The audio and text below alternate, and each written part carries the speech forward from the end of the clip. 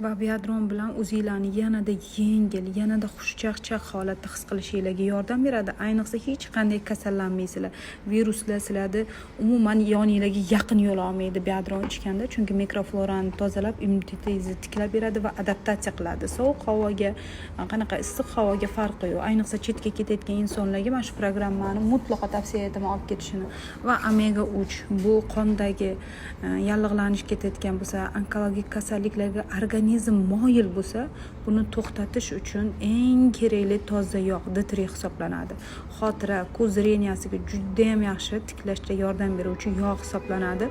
Bizning dasturxonimizda aynan buni topiladigan vitamin juda ham kam, deyarli yo'q desam ham bo'ladi. Baliq yemaymiz, kunjut, ziralarni umuman yemaymiz. O'sha uchun aynan bizning omega 3imizga e'tibor qaratinglar.